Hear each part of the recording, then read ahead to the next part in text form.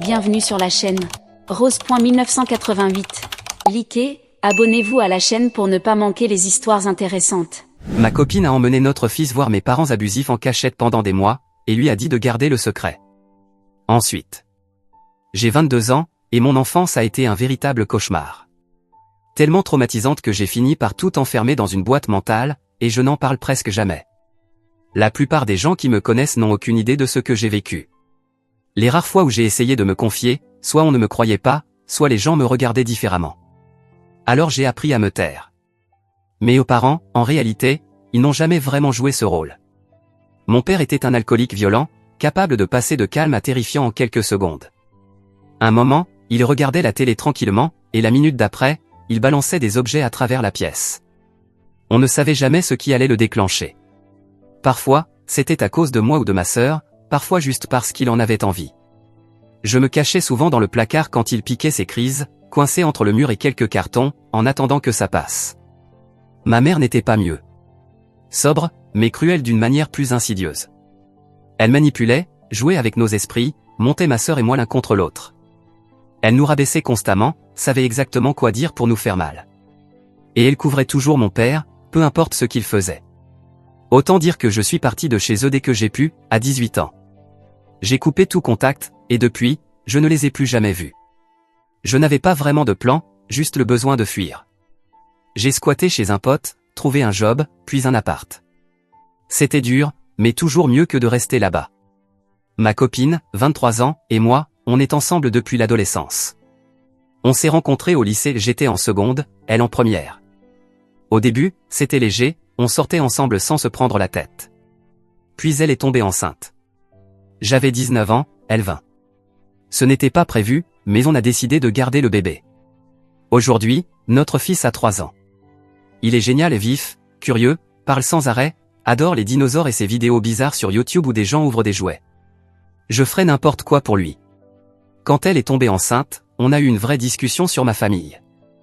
J'ai été très clair, je ne voulais même pas que mes parents sachent qu'ils avaient un petit-fils. Je ne veux pas que mon fils soit exposé à ces gens. Je ne veux même pas que ma copine soit en contact avec eux. Et surtout, jamais je ne laisserai un enfant seul avec eux. Elle semblait comprendre à l'époque, du moins, je le pensais. Elle m'a posé quelques questions, mais n'a pas insisté. Je croyais qu'on était sur la même longueur d'onde. Elle ne connaît pas tous les détails, mais je lui en ai dit suffisamment pour qu'elle sache à quel point ce foyer était toxique. Elle sait que mon père est un alcoolique violent. Elle sait certaines des choses horribles que ma mère a faites. Elle sait que ma sœur souffre de stress post-traumatique. Elle sait que mon père a touché ma sœur. Franchement, n'est-ce pas suffisant pour comprendre que ce ne sont pas des gens à qui on confie un enfant? Je me souviens lui avoir raconté ce moment où j'avais 9 ou 10 ans, mon père m'a lancé une bouteille en verre à la tête parce que je ne l'avais pas entendu m'appeler. Elle a explosé contre le mur et un éclat m'a coupé le bras. J'ai encore la cicatrice. Je lui ai montré. Je lui ai aussi raconté comment ma mère nous enfermait parfois plusieurs jours dans nos chambres, avec juste de l'eau et un seau pour faire nos besoins. Je ne lui ai pas tout dit. Mais suffisamment. Assez pour qu'elle sache que c'était dangereux. On travaille tous les deux. Elle seulement à mi-temps, dans une boutique au centre commercial. On a toujours quelqu'un pour garder notre fils, soit ma sœur, soit sa famille à elle. Donc rien ne l'obligeait à aller voir mes parents. Ses parents nous ont beaucoup aidés. Parfois même un peu trop, ils sont toujours présents, donnent constamment leur avis sur l'éducation. Son père est discret, il bosse beaucoup, reste silencieux quand je suis là, mais toujours respectueux. Sa mère, en revanche, doit toujours tout savoir, tout gérer, et pense visiblement que sa fille mérite mieux que moi. Ce que je peux comprendre, je n'ai pas fait d'études, j'ai un boulot classique mais je traite sa fille avec respect et je suis un bon père. Qu'elle pense ce qu'elle veut. Et puis hier, il s'est passé un truc qui m'a complètement retourné. Ma sœur m'a envoyé une photo du chien de nos parents. En arrière-plan, elle a reconnu les chaussures de mon fils. Apparemment, c'est ma mère qui a posté la photo sur Facebook, je l'ai bloquée, donc je ne l'ai pas vue. Ma sœur a d'abord été choquée que nos parents aient un enfant chez eux, puis elle a reconnu les chaussures. Au début, je me suis dit que c'était sûrement une coïncidence, des baskets bleues avec des lumières de dinosaures, il y en a plein. Mais j'ai eu ce pressentiment horrible. Et ma sœur paniquait. Elle m'a demandé, dis-moi que ce ne sont pas les chaussures de notre fils, puis elle a ajouté, tu les laisses maintenant le voir? Je restais là, à regarder mon téléphone, le cœur serré, la nausée me montant. J'ai immédiatement appelé ma copine, mais elle ne répondait pas, elle était au travail. J'ai donc dû attendre jusqu'à ce que notre fils rentre de la crèche, soit environ 3 heures à m'angoisser, à imaginer tous les scénarios les pires. J'avais récemment changé de téléphone, et je n'avais pas le numéro de la crèche. La dame de la crèche l'a déposé vers 16 heures. J'ai essayé de rester calme. Je lui ai préparé un goûter, lui ai demandé comment s'était passée sa journée, tout ça. Puis, j'ai abordé les grands-parents de manière détendue. Je lui ai demandé s'il savait ce que sont des grands-parents. Il m'a répondu oui, ce sont les parents de maman et de papa. Je lui ai demandé s'il en avait rencontré. Il m'a dit oui, la maman de maman et son papa, et aussi l'autre maman et papa de maman.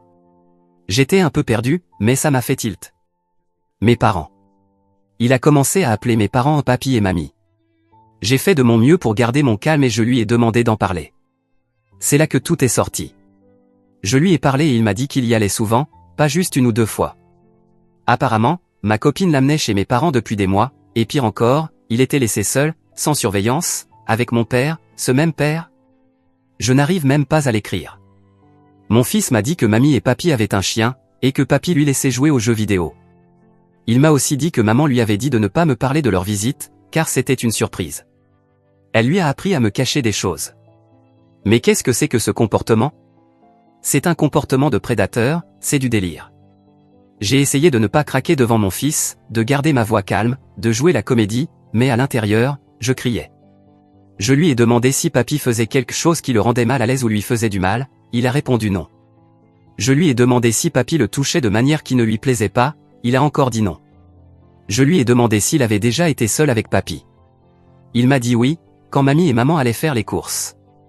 Je l'ai installé devant un film dans sa chambre, puis je me suis assis sur le canapé, attendant que ma copine rentre. Je lui ai envoyé des textos, sûrement une 20aine, lui demandant où elle était. Enfin, elle m'a répondu qu'elle était en chemin. J'étais tellement en colère que je n'arrivais même plus à rester tranquille.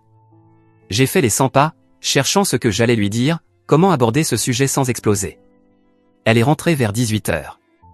Dès qu'elle a franchi la porte, je l'ai confrontée. Je lui ai demandé, « Tu as emmené notre fils chez mes parents ?» Elle a eu l'air choquée, comme si elle avait vu un fantôme, puis elle s'est vite défendue, disant des choses comme « Je savais que tu allais réagir comme ça, ce ne sont pas des gens aussi mauvais, et ils méritent de connaître ses grands-parents. » J'étais furieux, et j'ai directement confronté ma copine à son retour, ce qui, bien sûr, a entraîné une grosse dispute. J'ai crié.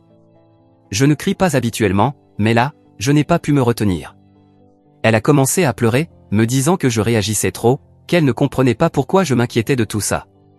Elle a insisté en disant que rien n'était arrivé, que mes parents semblaient normaux maintenant. Comme si ça rendait tout acceptable. Puis elle s'est défendue en disant qu'elle n'avait pas toute l'histoire, alors comment pouvait-elle savoir? Mais je lui ai dit assez de choses. J'ai été assez clair. Je lui ai demandé depuis combien de temps cela durait. Elle a avoué que ça avait commencé l'automne dernier. Elle m'a menti, pendant des mois, emmenant mon fils chez les gens qui m'ont abusé, et le laissant seul avec eux. Je lui ai demandé si elle avait une idée du danger dans lequel elle mettait notre fils. Elle m'a dit que j'étais parano, que mes parents semblaient être des gens normaux, gentils. Que ma mère était ravie de voir son petit-fils, que mon père était malade et qu'il méritait de connaître son petit-fils avant de mourir. C'est là que j'ai vraiment perdu pied. J'ai dit des choses que je n'aurais peut-être pas dû dire, je l'ai insultée, lui disant qu'elle était une mauvaise mère, qu'elle mettait notre enfant en danger. Je lui ai demandé comment elle se sentirait si quelque chose arrivait à notre fils, s'il se blessait ou s'il était abusé. Elle a commencé à pleurer de plus en plus fort. Notre fils a entendu les cris et est sorti de sa chambre en pleurant, il est allé dans ses bras. Elle l'a pris et l'a serré contre elle, me regardant, comme si j'étais le méchant. Elle est partie en pleurant chez ses parents, et plus tard, sa mère est venue chercher notre fils, ce que j'ai refusé, ce qui a entraîné une dispute avec elle aussi. Sa mère m'a accusé d'être trop autoritaire, c'est son fils aussi. Et là, j'ai perdu le contrôle. Je lui ai dit de sortir de chez moi, de manière assez brutale, je l'admets. Peut-être que c'était trop, mais je voyais rouge à ce moment-là. Elle est restée là, un moment, me fixant, ne croyant pas ce que je venais de dire. Puis, elle a ajouté quelque chose comme « Tu es exactement comme ton père ». Ça m'a profondément blessé. J'ai passé toute ma vie à ne pas être comme lui, à ne jamais vouloir lui ressembler. Je ne suis rien comme lui. Je ne ferai jamais de mal à mon fils. Je fais tout pour le protéger, mais pourquoi ne peuvent-ils pas voir ça? Après qu'elle soit partie, j'ai appelé ma sœur, elle est venue immédiatement. On a parlé pendant des heures, elle est la seule à vraiment comprendre, elle a vécu ça aussi. Elle était horrifiée d'apprendre que ma copine amenait notre fils chez mes parents. Elle m'a proposé qu'on reste chez elle un moment si nécessaire. Je ne sais pas si on en arrivera là. Ma copine m'a envoyé un texto en me demandant de parler aujourd'hui. Je sais que je ne peux pas priver mon fils de sa mère, mais je ne veux pas lui parler sans être prêt. Je suis perdu, en colère, et je suis prêt à tout lâcher à cause de ça. Mais mon fils est très perturbé et anxieux à cause de ce qu'il a entendu. Je ne sais plus comment gérer tout ça. Dois-je simplement essayer de me calmer et l'écouter? Je ne pense pas pouvoir, mais je suis tellement en colère que je n'arrive même plus à réfléchir. Je l'aime, ou du moins je pensais, et ça fait longtemps qu'on est ensemble. On a un enfant ensemble, mais je ne sais pas si je peux encore lui faire confiance après tout ça. Elle m'a trahi en secret, elle a mis notre fils en danger, elle lui a appris à me mentir, tout ça parce qu'elle pensait mieux savoir que moi, au sujet de mes propres parents. Je n'ai pas dormi, je n'ai pas mangé, je suis juste là, en train de réfléchir à ce qu'il faut faire ensuite. Je vérifie mon fils toutes les 5 minutes pour être sûr qu'il va bien. Il est perdu, bouleversé, et me demande constamment où est maman. Je ne sais pas quoi lui dire. Je ne veux pas parler mal de sa mère, mais je ne peux pas non plus faire comme si tout allait bien. Elle sait que ma mère m'a psychologiquement détruit. Qu'est-ce qu'elle a besoin de plus? Les détails exacts? Combien de fois? De quelle manière? Ce genre de choses est profondément personnel, traumatisant. Je ne devrais pas avoir à tout revivre juste pour lui faire comprendre que notre fils n'est pas en sécurité avec ces gens-là. Ensuite, à tous ceux qui disent simplement va au tribunal et obtient une ordonnance de garde interdisant tout contact, ce n'est pas aussi simple. J'ai parlé aujourd'hui à un autre avocat. Il m'a expliqué que sans preuve directe que mes parents représentent un danger pour mon fils en particulier, il serait difficile d'obtenir une décision interdisant complètement tout contact. Mon passé avec eux compte, oui, mais ce n'est pas une garantie automatique, surtout parce que ça remonte à plusieurs années. L'avocat m'a aussi dit que ce serait un combat difficile contre les parents de ma copine, qui ont de l'argent et de l'influence. Je réfléchis à la suite. Ma copine est venue aujourd'hui pour voir notre fils. On a à peine échangé un mot. Elle a joué avec lui pendant quelques heures, puis elle est repartie. Elle avait l'air triste, j'ai presque eu de la peine. Puis je me suis rappelé ce qu'elle avait fait, et cette émotion est passée. Je suis épuisé. Tellement épuisé. Ce n'était pas ça que j'avais imaginé pour ma vie. Je devrais être à la fac, traîner avec des potes, vivre une jeunesse normale, pas gérer des batailles de garde, des traumas d'enfance et une trahison de la part de la personne en qui j'avais le plus confiance. Mais voilà où j'en suis. Je vous tiendrai au courant si quelque chose change. Merci encore d'avoir lu. Mise à jour. Quand j'ai écrit mon premier post, je n'arrivais même pas à réfléchir. Lire tous vos avis m'a vraiment ouvert les yeux. Je n'aurais jamais cru que ça prendrait autant d'ampleur. J'ai tout lu, même si je n'ai pas répondu à tout. Certains commentaires étaient durs, mais je comprends. J'étais en pleine crise, et je n'ai sans doute pas tout expliqué comme il fallait. Beaucoup d'entre vous m'ont demandé une suite. Alors la voici. Merci aussi pour les récompenses, même si j'aurais préféré ne pas avoir à écrire tout ça. Ce sera long, car beaucoup de choses se sont passées. Enfin, pas tant que ça en réalité, mais ça m'a paru énorme. J'avais écrit que ma copine et moi devions parler ce jour-là, mais finalement, ça ne s'est pas fait. J'avais besoin de me recentrer, et elle aussi, je crois. Elle m'a évité depuis, et elle voulait qu'on parle chez ses parents, ce que j'ai refusé. Du coup, on ne s'est pas vraiment parlé jusqu'à hier, pendant que notre fils était chez ma sœur. J'appréhendais cette conversation, je savais qu'elle serait compliquée. Comment pourrait-elle bien se passer, après ce qu'il s'est passé? Après notre dispute, elle est restée une semaine chez ses parents. On ne communiquait que par SMS, uniquement à propos de notre fils, comment il allait, s'il avait besoin de quelque chose, etc. Je lui ai dit qu'elle pouvait venir le voir quand elle voulait, mais que je préférais être là pour l'instant. Elle n'était pas d'accord, mais elle a accepté. Elle est venue le voir plusieurs fois, pendant que j'étais là. C'était gênant, on se disait à peine bonjour. Notre fils a vite compris que quelque chose clochait. Il essayait qu'on joue tous ensemble, qu'on s'assoie côte à côte. C'était déchirant. J'ai consulté brièvement un avocat, juste pour savoir quelles étaient mes options si la situation dégénérait. L'avocat m'a dit que sans preuve d'abus sur notre fils, il serait très difficile d'obtenir la garde exclusive.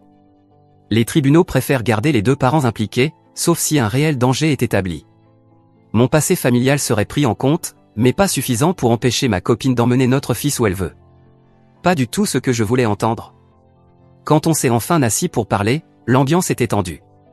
Elle était nerveuse, ce que je comprends. J'ai essayé de rester calme. Apparemment, en septembre dernier, ou peut-être août, ma mère a contacté ma copine sur Facebook. Elle lui a demandé comment allaient notre fils et moi. Ma mère est une femme intelligente, mais terriblement manipulatrice. Elle a convaincu ma copine de leur rendre visite sous prétexte que mon père est malade. Ma copine m'a dit qu'elle ne m'en avait pas parlé parce qu'elle savait que je refuserais. Elle voulait voir par elle-même quel genre de personnes étaient mes parents. Au début, elle ne laissait pas notre fils seul avec eux. Les visites étaient espacées, prudentes. Puis, elles sont devenues régulières, et elle a commencé à se sentir à l'aise. Elle disait que tout allait bien, que notre fils semblait aimer y aller, alors elle n'a pas ressenti de danger. La première fois où elle l'a laissé seul, c'était pour faire les courses de Noël. Elle m'a dit qu'au départ, elle ignorait les messages de ma mère, mais que sa curiosité avait pris le dessus. Ma mère lui a envoyé des photos de moi petit, lui a raconté des anecdotes, lui a dit que mon père était malade du cœur et n'avait peut-être plus beaucoup de temps. Elle lui a supplié de laisser le grand-père rencontrer son petit-fils avant qu'il ne soit trop tard. Ma copine a fini par accepter un rendez-vous dans un parc, seule, sans notre fils. Elle voulait juger par elle-même. Elle m'a dit que mes parents lui avaient semblé normaux, ma mère l'a prise dans ses bras, mon père lui a serré la main, ils avaient leur chien avec eux, ont parlé de moi, de notre fils, lui ont montré des photos. Ils ne m'ont pas critiqué. Ils ont même dit comprendre pourquoi j'avais coupé les ponts, tout en espérant que je leur donne une seconde chance un jour. Quelques semaines plus tard, elle a amené notre fils. Toujours au parc. Elle m'a assuré l'avoir surveillé de près, que tout s'était bien passé. Mon père est resté à distance, timide. Ils lui ont offert un jouet dinosaure qui rugit et bouge. Notre fils était ravi. Ma copine a dit que tout s'était passé à merveille. Et après quelques visites dans le parc, elle a accepté d'aller chez eux. Elle m'a dit qu'elle avait été surprise par la maison, ce n'était ni sale, ni en désordre. Ils avaient déménagé depuis mon enfance. Mon père n'était pas ivre, ma mère ne semblait pas manipulatrice. Pour elle, tout semblait normal. Mais moi, je sais ce qu'il s'y est vraiment passé. Elle s'attendait à une maison de l'horreur, et elle a vu un intérieur propre avec un chien bien entretenu. Et ça aurait suffi à la convaincre qu'ils ont changé? À quel moment l'état d'un chien efface les violences du passé? Les visites sont devenues hebdomadaires, parfois 2 fois par semaine. Elle me mentait, elle disait qu'elle emmenait notre fils faire les magasins, voir des amis, aller au parc. Je ne me suis douté de rien, pourquoi l'aurais-je fait? Je lui faisais confiance. Elle ne m'avait jamais menti sur quoi que ce soit d'important. Mais voilà, elle savait ce qu'il était arrivé à ma sœur. Je ne lui avais pas tout dit de ce que j'avais vécu, juste des choses comme ma cicatrice. Peut-être que j'aurais dû. Elle ne voit pas les dangers comme moi. Et comme notre fils n'a rien dit de négatif, elle a pensé que tout allait bien. Mais elle ne sait rien des abus. Elle ne comprend pas à quoi ça peut ressembler. Comment pouvait-elle croire qu'elle serait capable de détecter des signes, avec si peu de connaissances? Mon père a été en contact avec des enfants toute sa vie. Et personne ne s'en est jamais rendu compte. Et bien que je ne sache pas s'il a fait quoi que ce soit contre elle, ma sœur a toujours dit qu'il savait comment mettre les enfants à l'aise. Mes parents sont très méthodiques et calculateurs, donc je ne lui en veux pas de les croire, mais je lui en veux de ne pas en avoir parlé avec moi. Elle est allée leur rendre visite après avoir discuté avec ma mère pendant quelques jours. Pendant ce temps, moi, j'ai vécu avec eux pendant 17 ans, et d'une manière ou d'une autre, elle a cru savoir mieux que moi. Je lui ai demandé pourquoi elle avait dit à notre fils de garder sa secret. Elle m'a répondu qu'elle savait que ça allait me mettre en colère, mais qu'elle pensait qu'avec le temps, j'accepterais. Elle pensait qu'une fois que je verrais à quel point ils étaient gentils avec lui, à quel point ils avaient changé, je pourrais revoir ma position. Elle a dit qu'elle ne voulait pas provoquer une dispute avant que ce soit nécessaire. Elle pensait qu'elle me protégeait, ainsi que notre fils. Elle pensait me protéger en agissant derrière mon dos, en trahissant ma confiance, en mettant notre fils en danger. J'ai essayé de lui expliquer que les abuseurs ne changent pas, qu'ils deviennent juste meilleurs pour cacher leurs actes, que ce qu'elle a vu n'était qu'une mise en scène, qu'il lui montrait ce qu'elle voulait voir. Je lui ai expliqué qu'il la manipulait, tout comme il m'avait manipulé, ainsi que ma sœur, et toutes les autres personnes qui leur ont donné une chance. Même quand je lui ai raconté certains détails de mon enfance, elle a encore essayé de pousser pour des visites supervisées. Elle a dit que mon père était malade et que notre fils avait droit à rencontrer ses grands-parents, ce à quoi je ne peux pas adhérer. L'idée d'exposer des enfants à ces gens me révulse, mais elle semble réticente à accepter l'idée de limiter officiellement leur droit de visite. Pour cela, j'aurais besoin de son accord, sauf si je veux entamer une procédure judiciaire, ce que je ne veux vraiment pas. Ses parents ont de l'argent et peuvent se payer de bons avocats, moi non. Elle ne cessait de répéter que les gens peuvent changer, que c'était il y a longtemps, et qu'il semblait vraiment désolé pour ce qui s'était passé, ce qui est absurde. Elle semble ne pas me croire, elle pense probablement que j'exagère ou que j'invente, et ça m'a blessé presque autant que la trahison elle-même. J'ai aussi essayé de lui expliquer pourquoi cela ressemblait à une trahison. Parce que ce n'est pas seulement une question de mettre notre fils en danger, c'est aussi le fait qu'elle ait agi en cachette pendant des mois, qu'est-ce qu'elle serait capable de faire d'autre? Ensuite, elle a dit à notre fils de garder les visites secrètes, ce qui est exactement ce que disent les abuseurs. C'est un signal d'alarme majeur pour moi, on n'apprend jamais aux enfants à cacher des choses à leurs parents. Elle s'est excusée en disant qu'elle avait fait une erreur honnête, mais qu'elle avait l'impression que j'exagérais et que ses parents pensaient la même chose. En plus, notre fils allait bien et je ne devais pas élever la voix contre sa mère ou elle-même, et que je devrais être plus reconnaissant pour tout ce qu'elle et ses parents ont fait pour nous. Je suis reconnaissant, bien sûr, mais cela ne leur donne pas le droit de renverser mes décisions en tant que parent ou de s'impliquer à ce point que je commence à sentir qu'aucun d'eux, ni elle ni ses parents, ne me fait confiance ni ne me prend au sérieux. C'est tellement frustrant quand la mère de ton enfant agit presque activement contre toi. Elle a beaucoup parlé de ses parents pendant notre conversation, de comment ils pensaient que je réagissais trop, de comment ils nous avaient toujours soutenus, de comment je devrais être plus reconnaissant. Je comprends qu'ils nous ont beaucoup aidés. Ils nous ont laissé vivre chez eux quand notre fils est né, ils ont gardé notre enfant de nombreuses fois, ils nous ont prêté de l'argent quand nous étions à court. Mais ça ne leur donne pas le droit de prendre des décisions concernant notre fils. Puis, j'ai enfin été honnête. Je lui ai tout dit, comme beaucoup d'entre vous me l'ont recommandé. J'étais déterminé à ne pas partager tout ça, mais franchement, vous aviez raison. Alors je lui ai expliqué ce que mon père m'a fait, à moi et à ma sœur. Et vous savez ce qu'elle a répondu? Je ne vois pas pourquoi on ne pourrait pas faire des visites supervisées. Sérieusement, elle rigole ou quoi? Je viens de te dire que l'homme m'a abusé, moi et ma sœur, et tu veux emmener notre fils chez lui? C'est comme si elle n'avait rien entendu de ce que je disais. Je pense que je me suis juste éteint après ça. Même s'il ne le touche pas, j'aurais quand même été en train de traquer mon fils pour qu'il visite ces monstres. Je n'arrive pas à expliquer pourquoi je me sens ainsi, c'est juste ce que je ressens. Ce n'est pas comme si j'aimais être en rupture avec mes parents, ce n'est pas comme si j'avais pris cette décision à la légère. Il m'a fallu des années pour accepter que je ne pouvais pas avoir de relation avec eux, que ce n'était pas sûr pour moi, mentalement ni physiquement. Il m'a fallu des années de thérapie, ce que je ne peux plus me permettre, pour arriver à un point où je pouvais fonctionner normalement, et maintenant, tout ça est en train d'être défait parce que ma copine pense savoir mieux que moi. Après quelques mois de visites supervisées, honnêtement, je ne sais même pas si quelque chose est résolu. Je comprends pourquoi elle a pris ces décisions, mais je ne pense pas qu'elle comprenne pourquoi je suis toujours aussi en colère et perturbé.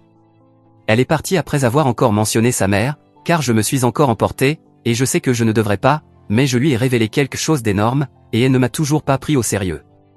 Je veux que ça fonctionne entre nous, et elle a bien compris qu'il faudrait beaucoup de travail pour revenir à la situation d'avant, mais je ne suis même pas sûr que ce soit possible. Apparemment, je l'ai profondément contrarié et j'ai effrayé notre fils. C'est vrai. Je n'ai jamais voulu qu'on se dispute devant lui, et j'ai aussi fâché sa famille. Je pense qu'au fond de moi, tous mes sentiments envers elle se sont éteints dès que j'ai découvert ce qu'elle avait fait. Et voilà où j'en suis aujourd'hui. Après notre conversation, rien n'a été vraiment résolu. Elle est repartie chez ses parents. Notre fils est toujours perdu et bouleversé, moi je suis toujours en colère et blessé. Je ne sais pas où on va, ni si on peut surmonter tout ça. Je ne sais même pas si je veux vraiment essayer. J'aimerais qu'on y arrive, pour son bien. Mais je ne veux pas qu'il grandisse avec des parents dysfonctionnels ou dans un environnement où ses parents se disputent tous les jours. Donc, si ça ne marche pas, il me faudra un avocat. Je suis prêt à faire les efforts nécessaires pour qu'on reste ensemble, mais j'ai beaucoup réfléchi. On était tellement jeunes quand on a commencé à sortir ensemble et qu'on a eu notre fils. Je ne suis même pas sûr d'avoir un jour pensé à rester ensemble pour toujours. Je suis resté parce que je vivais avec eux, et ensuite je suis resté parce que je ne voulais pas être ce père adolescent médiocre qui abandonne son fils et la fille que j'aimais. Parce que je l'aimais vraiment. Je pense aussi que, d'une certaine manière, je suis partiellement responsable de sa grossesse au départ. Avant même qu'il ne soit né, ça faisait combien de temps qu'on était ensemble? 6 ans maintenant. C'est beaucoup, surtout quand on est jeune. On a beaucoup évolué durant ces années. Peut-être qu'on s'est aussi éloigné. Peut-être qu'on veut des choses différentes. Quant à mon fils, j'ai beaucoup parlé avec lui ces derniers jours. Je lui ai appris ce qui est acceptable en matière de contact physique et ce qui ne l'est pas. J'espère donc de tout cœur que rien de mal ne s'est passé. Il n'a apparemment rien vu d'inapproprié non plus. Notre dispute l'a cependant affecté. Il sait que j'étais triste, et il sait que sa mère l'est aussi. J'espère que lui et moi avons suffisamment discuté pour qu'il comprenne, et que ma copine pourra aussi en parler avec lui. Peut-être qu'on va le mettre assis et lui en parler, je dois en discuter avec elle. Je l'ai emmené chez le pédiatre pour un contrôle de routine. Je ne lui ai pas spécifiquement parlé de mes préoccupations, car je ne voulais pas influencer son jugement. Je lui ai juste demandé une évaluation générale. Le médecin a dit qu'il semblait parfaitement en bonne santé et qu'il se développait normalement. Aucun signe de maltraitance physique, aucun indice comportemental inquiétant. C'est un peu rassurant, mais je le garde toujours à l'œil. Les choses se sont apaisées entre nous maintenant. Peut-être qu'elle commence à réaliser, même si elle soutient encore que rien ne s'est passé et qu'en fin de compte tout allait bien. Mais j'ai l'impression que c'est juste son incapacité à accepter qu'elle a fait une erreur, encore et encore. Elle m'a dit qu'elle pensait vraiment que tout allait bien parce qu'ils semblaient normaux. Je ne pense pas qu'elle recommencera à l'amener chez mes parents dans mon dos, mais je ne peux évidemment pas en être sûr. Je vais certainement prendre des mesures légales contre mes parents si jamais ils essaient de le voir. Quant à savoir ce qu'il reste à faire, je ne sais plus. Je me sens complètement perdu et seul en ce moment. Est-ce que quelqu'un a vécu une situation similaire? Des conseils pour coélever un enfant quand on ne peut plus faire confiance à son ex.